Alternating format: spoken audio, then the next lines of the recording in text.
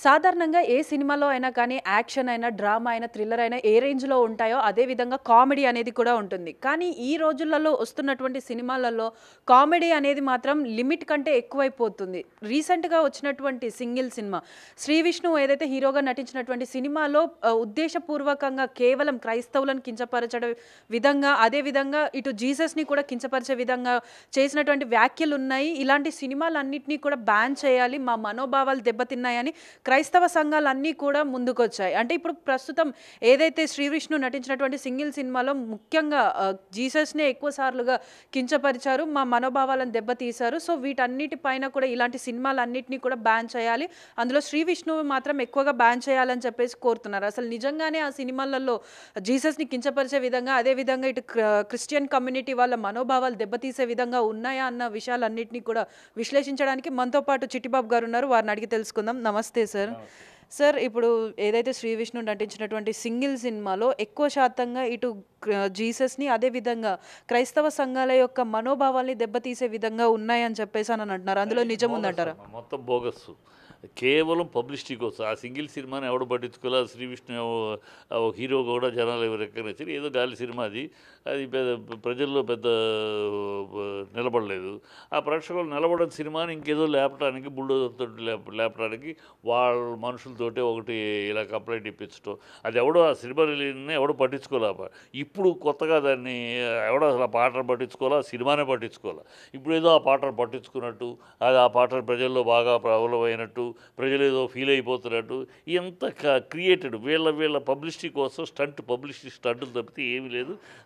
అసలు అసలు ఈ కామెంట్లు కామెడీ చేసిన ఎదవని చెప్పు తీసుకుని కొట్టాలి. వాడు నువ్వు హిందువు అయితే నీ హిందూ ధర్మాన్ని చెప్పు, హిందూ ధర్మాన్ని గొప్పగా చెప్పుకో. ఇంకొక ధర్మాన్ని విమర్శించే నైతిక హక్కు నీకు ఎక్కడిది? సన్నాసి బుద్ధులు తప్పితే అది క్రిస్టియన్ అయినా, ఫాస్టర్ అయినా, ముల్లా అయినా, పంతులైనా మీ మతం యొక్క గొప్పతనాన్ని చెప్పండి, మీ మతంలో ఉన్న గొప్ప విషయాలను చెప్పండి, మీ ప్రజలకు అవి చెప్పండి. ఇంకో విశ్వాసాన్ని ఇంకో మతాన్ని కించపరచమని ఎక్కడ చెప్పారు? ఖురాన్లో చెప్పారా? బైబిల్లో చెప్పారా? భగవద్గీతలో చెప్పారా? ఎక్కడ చెప్పారు? ఎక్కడన్నా చెప్పారా? ఇతర మతాలను, ఇతర విశ్వాసాలను కించపరచండి, అప్పుడే మన యొక్క మతం యొక్క ఔన్నత్యం పెరుగుతుందని ఎక్కడ చెప్పారా? ఈ సన్నాసులు బుద్ధి జ్ఞానం లేని ఎదవలు ఇల్లు కడుపుకు అన్నదిన ఎంతసేపు ఏదో ఇలాంటి చెత్త చేయటం. వాళ్ళ జ్ఞానశూన్యులు, అజ్ఞానులు. ఏదో వాళ్ళని వాడు పక్కింటోడు కూడా తెలియదాడు ఎవడు. వాడిని వాడు పబ్లిక్ చేసుకోవటం కోసం ఇలాంటి ఒక కాంట్రవర్సీ చేసేస్తే, మతం గతం చేసేస్తే ఏదో వీడు పెద్ద పుడింగిలాగా వీడికి అసలు హిందూ మతం అంటే హిందూ అంటే అర్థం తెలుసా? వాడికి క్రిస్టియన్ దీన్ని విమర్శించిన వాడికి ఆ డైరెక్టర్ కాబట్టి హిందూ అంటే అర్థం తెలుసా? హిమ్ అంటే ఏంటి, తూ అంటే ఏంటి తెలుసా? హిందూ అనేది ఏంటో తెలుసా? హిందూ మతమా, అది జీవన విధానమా తెలుసా? అడిగి ఏ బొచ్చు తెలియదు ఈ చెత్త ఎదవులకి. ఏదో గాలితనంగా అర్థజ్ఞానంతో అజ్ఞానంతో ఏదో రాస్తూ ఉంటారు. అది ఒక పబ్లిసిటీకి, ఇప్పుడు పబ్లిసిటీకి అంతకన్నా ఏం లేదమ్మా. ఇది ఎక్కడ ఎవడైనా సరే ఆడెవడో ఒకడు హిందూ కాషాయ వస్త్రాలు వేసుకొని ఆ కృష్ణదాస్ ఏదో ఉన్నాడు. ఆడొక మాట వెళ్తే గొర్రెలు బొచ్చులు బొర్రెలు, నువ్వు గొర్రెలు అంటే వాళ్ళు నేను పందులు అంటారు. ఏ అవసరం ఏంటి? నువ్వు గొర్రెలు ఎందుకు? నువ్వు హిందూ కాషాయ వస్త్రాలు వేసుకుని హిందూ ధర్మాన్ని చెప్పు, గొప్పగా చెప్పు. హిందూ ధర్మంలో ఉన్న గొప్పతనాన్ని చెప్పు, మానవత్వ విలువలను చెప్పు, జీవన విధానాలను చెప్పు. ఎలా బతకాలో హిందువులు అంటే ఏంటి, హిందూ ధర్మం అని చెప్పే గొప్పతనం అవి చెప్పు. వాళ్ళ కుక్కలు, వీళ్ళ ఎదవలు, వాళ్ళ గొర్రెలు. నువ్వెవడు ఇలా సన్నాసి? నువ్వెవడివి? నువ్వు వాళ్ళ గొర్రెలు అయితే నువ్వు పందువా? పిచ్చి వాగుళ్ళు, ఇలాంటి సన్నాసి వాగుళ్ళు వాగుతూ ఉంటారు. వాడెవడో అజయ్, వాడొకడు వాడు నువ్వు బైబిల్ ఏం చెప్పారు? నువ్వు నిజమైన క్రైస్తవుడు? బైబిల్ ఏమని చెప్పారు? జీసస్ లాస్ట్లో తన 12 మంది శిష్యులు సువార్త ప్రకటించండి అన్నాడు. అంతే. సువార్త ప్రకటించండి అన్నాడు, కానీ మత మార్పిడి చేయమని కానీ ఇంకోటి కానీ చెప్పలా. నా సువార్త ప్రకటించండి, నేను అది దాని ఫలితం నేను చూసుకుంటాను అన్నట్టు సువార్తను ప్రకటించాలి. అదే మీ పని. మీరు దేవుని సువార్తను ప్రకటించడమే మీ పని. అంతేగాని అది ఎక్కడ ఒకచోట శిష్యులు వచ్చి వీడు అడ్డుకుంటారు, కొంతమందిని అడ్డుకుంటే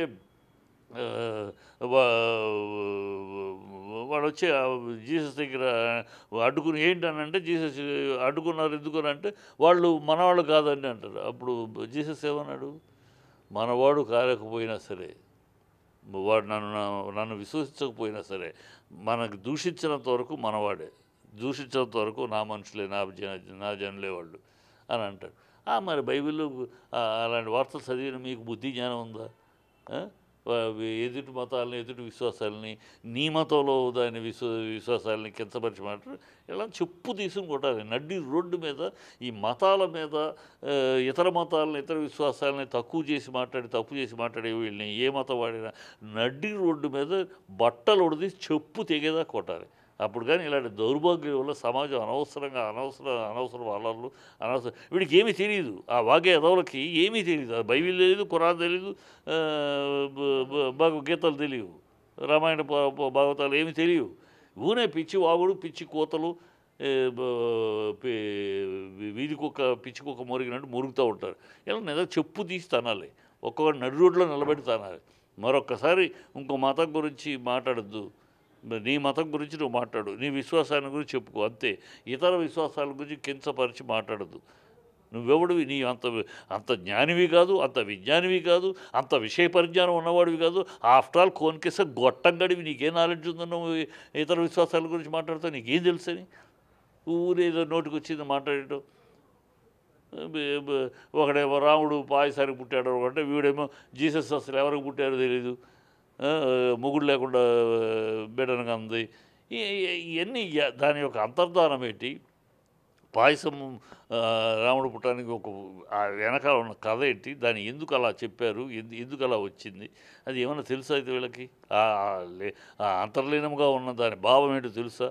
అలాగే జీసస్ మేరీ కడుపున ఎందుకు పుట్టాడు, ఎలా ఏ కారణం చేత కన్యక జన్మనిచ్చింది ఎందుకు తెలుసా? ఊనే పైపైకి కన్యక మొగుడు లేకుండా పుట్టాడు, పాయసాన్ని పుట్టి పిచ్చదోళ్ళు, half knowledge fellows, knowledge senseless fellows. ఒక్కొక్క వాక్యములో ఈవెన్ ఖురాన్ అయినా బైబిల్ అయినా అట్లో అయితే వాళ్ళ యొక్క ఒక్కొక్క విషయం, ఒక్కొక్క మ్యాటర్కి ఒక్కొక్క నిర్దిష్టమైన అంశం ఉంటుంది. అది స్టడీ చేయాలి. అది నువ్వెవడివి? హాఫ్ నాలెడ్జ్ ఫెలో, దేనికి తేడా తెలియని సన్నాసులు మీరు. సన్నాలు ఏదో ఒకటి నోటికి వచ్చింది వాగేయటం, నిలబెట్టి కూర్చోబెడితే ఏంటని చెప్పరాదని అంటే ఒక్క నోరు మెదపలేరు. ఈ సన్నాసులలో ఈ దౌర్భాగ్యం అమ్మాయిది. ఈ సన్నాసుల ముందు వాడేమన్నాడు వీడేమన్నాడు, అసలు ఈ ఇతర మతాలని, ఇతర విశ్వాసాల గురించి కించపరిచి మాట్లాడి ఎవరినైనా, వాడు హిందూ అయినా, క్రిస్టియన్, ముస్లిం ఎవడైనా సరే, హిందువులకి ఏం రైట్ లేదు. హిందువులు మాత్రం ఇతర క్రిస్టియన్స్ గొర్రెలని ఇంకోటని వాడు వాగచ్చు అని ఎవడైనా సరే. వాడు నువ్వెవడు వాగటానికి? నువ్వెవడివి క్రిస్టియన్స్ గొర్రెలు అంటానికి? కనుక ఎవ్వరు అది క్రిస్టియన్ అయినా, ముస్లిం అయినా, హిందూ అయినా ఎవరు వాళ్ళ మతాన్ని, మీ మతాన్ని, మీ జీవన విధానం హిందూ మతమా? అడిగి ఏమైనా తెలుసా సన్నాసికి? హిందూ మతమే కాదు జీవన విధానం. అది హైకోర్టు చెప్పి, సుప్రీంకోర్టు చెప్పింది, స్పష్టంగా చెప్పింది జీవన విధానం. ఇట్స్ నాట్ ఎ మతం. మేము హిందూ మత పరిరక్షణ అంటారు.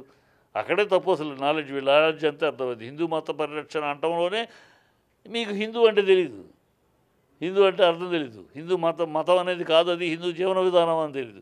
జీవన విధానం అంటే ఇక్కడ భారతదేశంలో పుట్టిన హిమాలయ పర్వతాల నుంచి ఆ పైనుంచి కింద దాకా బతికే ప్రతివాడు హిందువే.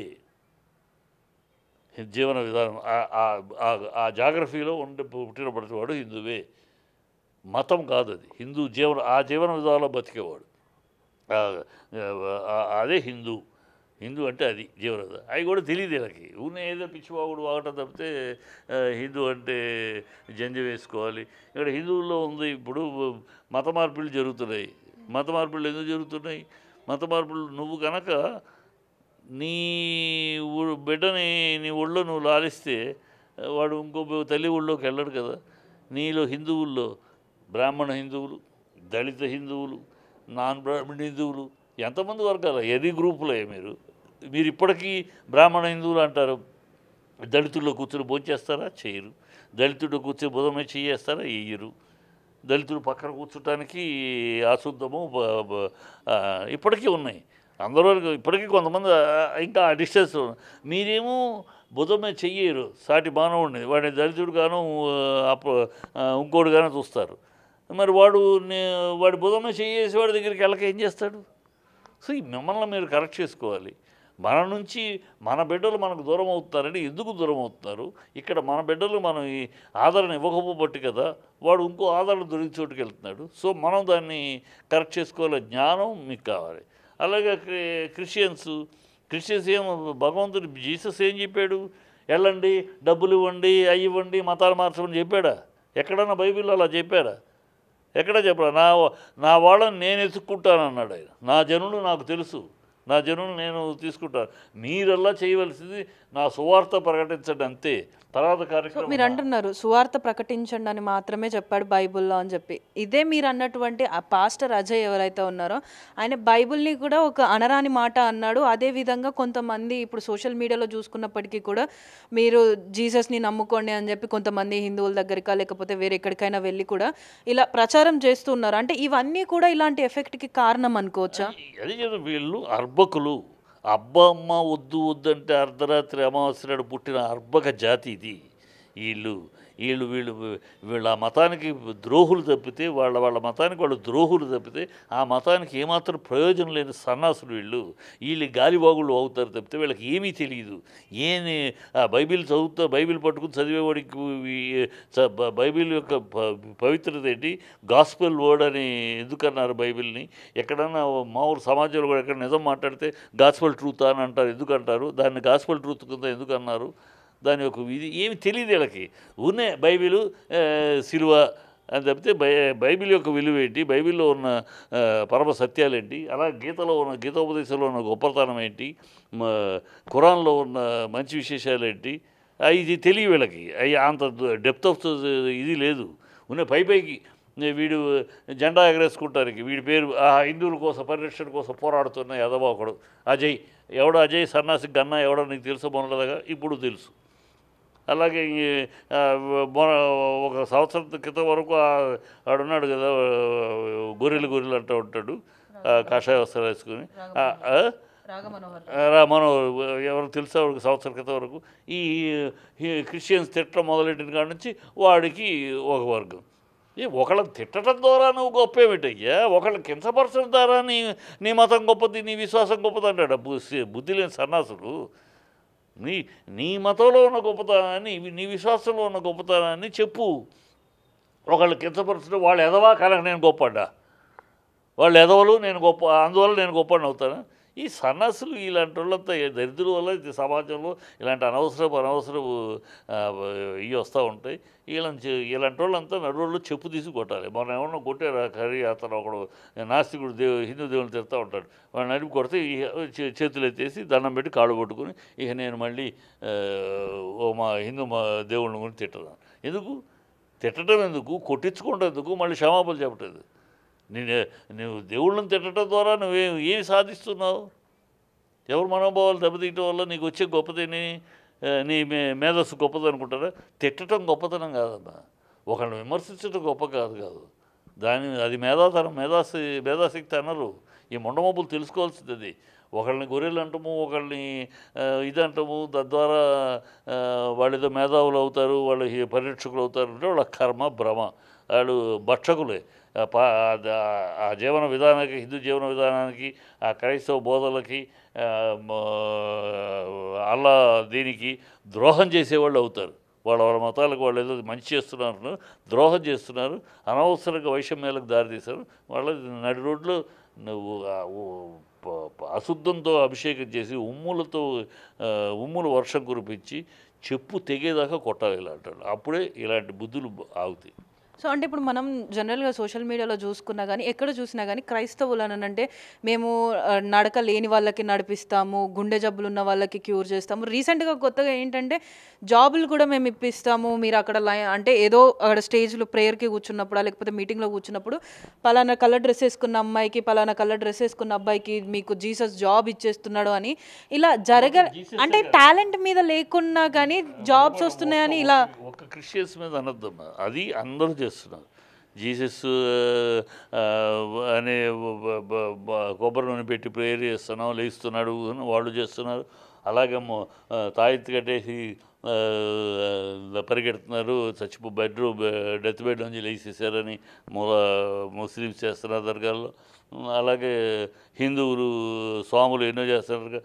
నీకు ప్రెగ్నెంట్ కావాలంటే చేయి పెట్టి పూజ చేస్తాం, హోమం చేస్తాం, మీకు బిడ్డలు పుట్టేస్తారు. మరి ఇన్ని హోమాలు ఇన్ని చేసేవాళ్ళు వరదలు వర్షం రాకుండా ఇద్దరు రాకుండా హోమం చేయొచ్చు కదా. మంత్రాలకు చిత్తకాలు ఇవన్నీ అందరూ చేస్తున్నారు. ఇది ఒక పిచ్చి వెరిలా కదా, ఆదాయ వనరులు అయింది. ఇదేంటంటే ఎందుకు చేస్తున్నారు? అది ఒక ఆదాయం. కోటి విద్యలు కూటి కొరకే అన్నట్టు ఇది ఒక విద్య. 4 రూపాయలు సంపాదించుకోవడానికి ఇది ఒక విద్య. కోటి విద్య ఒక విద్యలాగా డబ్బులు సంపాదించుకునే ఆదాయ వనరులుగా చూస్తూ వాడుకుంటున్నారు. తప్పితే దీంట్లో భక్తి రక్తి ఏమీ లేదమ్మా. సో అంటే ఇప్పుడు మీరు అన్నారు ఇది కేవలం పబ్లిసిటీ స్టంట్ కోసమే అని. అంటే సినిమా పబ్లిసిటీ అంటే కదా ఆదాయ అంటే ఈ సినిమా రిలీజ్ అవ్వకుండా ముందే ఇది రీల్స్లలో కానీ, ఇన్స్టాగ్రామ్లో కానీ, యూట్యూబ్లో కానీ ఎక్కడ చూసినా కూడా ఈ మూవీకి సంబంధించినటువంటి ప్రమోషన్స్ అయినా, వీడియో క్లిప్స్ అయినా కూడా వైరల్ అయిపోయాయి. ఇప్పుడు దీన్ని అంటే ఒక క్రిస్టియన్ మతాన్ని అడ్డం పెట్టుకొని వాళ్ళు ప్రమోషన్స్ చేసుకొని ఇప్పుడు పబ్లిసిటీ స్టంట్ అని ఎలా అనుకుంటాం? ఎందుకు అనంటే ఇక్కడ క్రైస్తవ సంఘాలే మనోభావాలు దెబ్బతిన్నాయని కంప్లైంట్ ఇచ్చింది అంటున్నారు. అమ్ముడు పోవాలా? ఓటీటీకి మామూలుగా ఇలాంటి సినిమాలు కొనరు. ఓటీటీ పెద్ద హీరోల సినిమాలతో ఇలాంటి సినిమాలకి ఎవడో కొనడు. సో దీనికి ఏదో ఇలాంటి ఒక కాంట్రవర్సీ క్రియేట్ చేస్తే ఓటీటీ రేటు పలుకుద్ది అంతే. అంటే కేవలం అంతే బిజినెస్ కోసం తప్పితే ఎవడమ్మా ఆ సినిమాని పట్టించుకున్నాడు? ఎవడు పట్టించుకున్నాడు? వాడి వాగిన వాగుడు గురించి. ఇప్పుడు వాగేది ఒక స్థాయి ఉన్నవాడు, ఒక సమాజాన్ని ఇన్ఫ్లుయెన్స్ చేయగలిగిన వాడు ఒక వ్యక్తి మాట్లాడాడంటే దాని మీద చర్చ ఉండాలి. ఎవడు వీడు గన్నాయిగడు అడ్రస్లు నాడు వీడి మాటను పట్టించుకున్నాడేవాడు, వీడి మాటని ఇన్ఫ్లుయెన్స్ అయ్యేవాడేవాడు. ఈ గన్నాయి మాటలు, ఈ సొల్లుగాడి మాటలు అదేదో అయిపోయినట్టు మతానికి జీసస్ కానీ హిందూ జీవన విధానం కానీ ఖురాన్ కానీ అంత వీక్గా తుమ్మితే ఊడిపోయేటట్టు లేదమ్మా. ఎవడో గన్నాయిగడు ఏదో అనగానే దాని విలువ పోతుందంటే అంత పవిత్ర గ్రంథాలు అంత విలువ పోయేవి కాదు. ఈ సన్నాసులు వీళ్ళ బతుకులు అంతే. వీళ్ళ వాగుళ్ళ వల్ల అదేదో అయిపోద్ది మా మనసుగా. అందరూ ఊరిని గాయపడుతూనే ఉంటాయి. మాట్లాడటానికే ఉంది. గాయపడింది ఎందుకు గాయపడింది? ఎప్పుడు గాయపడింది? ఇప్పుడు ఆ సినిమా రిలీజ్ అయ్యి ఎందుకు పనికి రాకుండా చాలా జనాలు పట్టించుకోకపోతే ఇప్పుడు దాన్ని ఓటీటీలోకి లిఫ్ట్ చేయడం కోసం గాయపడిందా? ఇవన్నీ డ్రామాలు, వాళ్ళ సినిమా బిజినెస్ ప్రమోషన్ కోసం చేసే డ్రామాలు తప్పితే నథింగ్. ఎవడు మనసు గాయపడటం కాదు, ఇంకోటి కాదు. ఎవడు ఆ గాయపడిన వాడిని రమ్మని చెప్తారు. ఎక్కడ గాయపడ్డాడు, ఎందుకు గాయపడ్డాడు? వీడు తీసిన వాడిని ఏ ఉద్దేశం తీశాడు నీకేం తెలుసు? అసలు జీసస్ గురించి కమెంట్ చేశారు. జీసస్ గురించి నీకేం తెలుసు అడుగుతాను, చెప్పమానండి. జీసస్ అంటే ఏంటి అసలు? జీసస్ గురించి నీకేం తెలుసు? ఏం తెలిసి మాట్లాడుతున్నావు నువ్వు? అసలు జీసస్కి క్రిస్టియన్స్కి ముస్లిమ్స్కి ఉన్న బంధం ఏంటి? వాళ్ళిద్దరి మధ్య విరోధం ఏంటి? ఏమిటి నీకేం తెలుసు? హాగరు సంతానం ఎవరు? సారా సంతానం ఎవరు? అబ్రహాము ఇబ్రాహీము రెండు ఒకటి. వాళ్ళకి అబ్రహాం అంటారు, వీళ్ళకి ఇబ్రాహీం. ఏంటిది ఈ కథా కమామిషి ఏంటి? ఏమన్నా తెలుసా సన్నాసులకి? రమణ మాట్లాడదాం, రమణ పిలవండి. ఏంటి అసలు నీకేం తెలుసు హిందూ క్రిస్టియానిటీ గురించి నువ్వు మాట్లాడటానికి? నీకేం తెలుసు హిందువుల గురించి మాట్లాడటానికి? హాఫ్ నాలెడ్జ్ అర్బకప్ నాలెడ్జ్ తోటి పెట్టుకుని ఏదో వాగేయటం. వీళ్ళ పీనట్స్. వీళ్ళ మాటలు ఎప్పుడు కూడా సమాజాన్ని ఎప్పుడు మనం మాట్లాడాలి? సమాజంలో ఒక ఇన్ఫ్లుయెన్స్ చేయగలిగారు. ఒక చాగంటి గారు ఉన్నారు. ఒక చాగంటి గారు ఇలా మాట్లాడారు అనుకో, అప్పుడు చర్చిస్తాం. ఏమంటే చాగంటి గారు మీకు విషయ పరిజ్ఞానం ఉంది, అన్ని గ్రంథాల మీద ఉంది, ఎట్లా మాట్లాడారు ఈ విషయానికి చెప్తాడు. ఆయన దాని ఆధారం చెప్తాడు, లేకపోతే క్షమాపణ చెప్తాడు. అలా వాళ్ళు ఎందుకంటే ఆయన అలాంటి వాళ్ళు ఇన్ఫ్లుయెన్స్ అవుద్ది. వాళ్ళ వల్ల ఒక 10 మంది మారుతారు. అది మనం అలా వీళ్ళ వల్ల అలాంటి ఇన్ఫ్లుయెన్స్ బాపతులు కాదు. వీళ్ళ పేరే పక్కింటోడు తెలియదు, రూపమే పక్కింటోడు తెలియదు. అందుకని వాళ్ళు పబ్లిసిటీ చేసుకుంటారని చేసే దౌర్భాగ్యపరంగా తప్పితే nothing more than that. Thank you sir. So చూస్తున్నారు కదా, అంటే ఈ సినిమా ఏదైతే సింగిల్ అనే సినిమా ఉందో అది కేవలం ఓటీటీలో రావడానికి, ఇంకా ప్రజల ఆదరణ పొందడానికి ఏదో పబ్లిసిటీ స్టంట్ చేస్తున్నారే తప్ప ఇలా మనోభావాలు దెబ్బతినే విధంగా అయితే ఏది లేదు అని. ఇంకొక అసలు విషయం ఇప్పుడు దీంట్లో ఇంకోటి మనం అందరూ తెలుసుకోవాలి. ఈ మతాల్లో కూడా ప్రముఖులైన వాళ్ళు ఎవరైనా మాట్లాడుతున్నారా? ఇప్పుడు పాల్ దినకరన్ దీంట్లో జీసస్ కాల్స్ ప్రపంచవ్యాప్తంగా ఉన్న ఆర్గనైజేషన్. డీజేఎస్ దినకరన్, నా ఇంట్లో DGS Dinakaran photo, Paul Dinakar గారు. వాళ్ళు ప్రపంచవ్యాప్తంగా క్రైస్తవ బోధకులు. వాళ్ళ నోటెంబట ఎప్పుడు ఇలా రావు. వాళ్ళ నోటెంబట ఎప్పుడు ఆయన కానీ ఈవెన్ ఈయనున్నాడు కదా కలవరి, వాళ్ళు ఎప్పుడన్నా ఇతర మతాల గురించి మాట్లాడటం విన్నారు ఎప్పుడు? కేవలం బైబిల్లో వాక్యం దేవుని సందేశమే చెప్తారు. దాన్ని సమాజానికి అన్వయించి ఇలా ఉండాలని చెప్తారు. అది పెద్ద వాళ్ళు, ఎందుకంటే వాళ్ళ ఇన్ఫ్లుయెన్స్, వాళ్ళ దగ్గరకు వేలాది మంది వస్తూ ఉంటారు. ఇప్పుడు ఒక మీటింగ్ పెడితే బాల దినకరన్ మీటింగ్ పెడితే లక్షల మంది వస్తారు. సో ఆ లక్షల మందిలో ఇన్ఫ్లుయెన్స్ అయ్యే అవకాశం ఉంది. అందుకని వాళ్ళు బాధ్యతగా మాట్లాడతారు. వాళ్ళ దేవుని గురించి చెప్తారు, వాళ్ళ దేవుని వాక్యాన్ని గురించి చెప్తారు. అలాగే చాగంటి గారు కానీ ఇంకోళ్ళు కానీ హిందువులు వాళ్ళు మన దీని గురించి చెప్తారు, మన శాస్త్రాలు, మన వాటి గురించి, వాటి అవినీతి గురించి చెప్తారు. అంతేగాని ఇతర మతాల గురించి వాళ్ళు చెప్పరు. ఈ అర్భకులే ఇలాంటి పనులు చేసేది. విషయం ఉన్నవాళ్ళు, 10 మందికి విషయ పరిజ్ఞానం ఉన్నవాళ్ళు చాలా గౌరవంగా ఏమి చెప్పాలో చెప్తారు. ఒకవేళ ఉందనుకో, బైబిల్లో కూడా తప్పు ఉందనుకో, దాన్ని కూడా విశ్లేషించి కరెక్ట్గా చెప్తారు.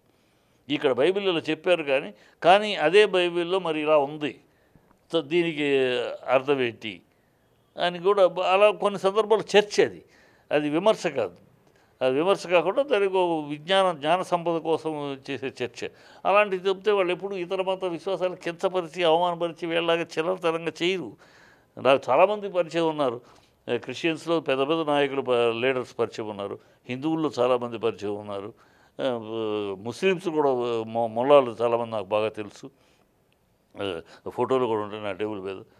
సో అందరితో ఆ స్థాయి వాళ్ళు వేరు. ఆ స్థాయి వాళ్ళు ఏమి చెప్పాలో అది చెప్తారు. వాళ్ళ దేవుని గురించి, వాళ్ళ విశ్వాసాల గురించి, వాళ్ళ ఘనతను గురించి, వాళ్ళ గొప్పతనం గురించి చెప్తారు. అది స్వీకరించే వాళ్ళు స్వీకరిస్తారు, లేదంటే లేదు. అందుకని వాళ్ళు ఇతర మతాలు కించపరిచి మాట్లాడరు. వాళ్ళ మతాల గురించి చెప్తారు. అది బైబిల్లో అదే చెప్పండి. మీరు చెప్పాల్సింది చెప్పండి, మీ తర్వాత కార్యక్రమం నాది, మీకు సంబంధం లేదు. సువార్త ప్రకటించే వరకే. తర్వాత నా జనులను నేను తీసుకునే బాధ్యత నాది. ఆయన చూసుకుంటాడు. మిమ్మల్ని ఎవరు ఆయన చెప్పలా. అలాగే హిందూ మతం బోధనే. హిందూ మతం కాదు, హిందూ జీవన విధానం. అది వ్యాస్ట్ సముద్రం. హిందూ జీవన విధానం అనేది ఒక సముద్రం అంతటి. దాంట్లో ఈ మొండమూపులు వీళ్ళెవరమ్మా? దాంట్లో మహామహా పండితులే ఇంకా మునుగుతూ తేలలేకపోతున్నారు. ఇంకా దాన్ని ఇంకా ఆ లోతుకి అధ్యయనం చేయలేకపోతున్నారు. మహామహ అది అంత 5000 సంవత్సరాల క్రితం ఉంది. అది మన సనాతన ధర్మం, మన హిందువులది. సో దానికి ఇప్పటికీ రకరకాల మార్పులు, రకరకాల ఈ 2000 సంవత్సరాలు ముస్లింది ఇది. సో వాళ్ళ ఇది వేరు, వాళ్ళది ఒక రకంలో వాళ్ళది ఉంటుంది. దేనికి ఉంటే నీతి, దేనికి ఉంటే స్థాయి దానికి ఉంటుంది. అలా వెళ్ళిపోవాలి. ఈ మొండమోపులు, చందాల పెదవులు, అర్భకులు, అర్ధజ్ఞానులు, అసహ్యమైన జీవితాలు గడిపే బాపతులు ఆ ఎంగిలి మెతుకుల కోసం ఇలాంటివో చేసి దాని మీద వచ్చే వ్యూవర్షిప్లో వచ్చే ఎంగిలి మెతుకుల కోసం కుక్షింబర పరాయణత నీచ నికృష్ట భ్రష్టులు వీళ్ళ వల్ల ఏమీ ప్రయోజనం లేదు. ఇంకా వీళ్ళ అలాంటి వాళ్ళ వల్ల నష్టం. అందుకని నేను పెద్దవాళ్ళు చాలామంది చూశాను. నేను వాళ్ళు ఎవరు మాట్లాడరు. ఇలాంటి ఈ కుక్షింబర పరాయణతలే మాట్లాడతారు. సో అంటే ఏదైతే ఇప్పుడు సింగిల్ సినిమా పైన వస్తున్నటువంటి విమర్శలు ఏవైతే ఉన్నాయో అవన్నీ కూడా కంప్లీట్లీ పబ్లిసిటీ స్టంట్ తప్ప ఇంకేం లేదు. అంటే ఎవరు కూడా ఏ ఒక్క మతాన్ని కించపరచాలి, పరాయ మతాన్ని గురించి చెడుగా మాట్లాడాలని చెప్పేసి ఎక్కడా కూడా లేదు. ఎవరు పాటించేటువంటి జీవన విధానం వారిది. ప్రతి ఒక్కరి మతాన్ని కానీ కులాన్ని కానీ మనం రెస్పెక్ట్ ఇవ్వాలి. అదేవిధంగా అందరం కూడా కలిసే ఉండాలి అని చెప్పేసి అయితే చిట్టిబాబు గారు చెప్తున్నారు. For more videos like this, subscribe Big TV channel.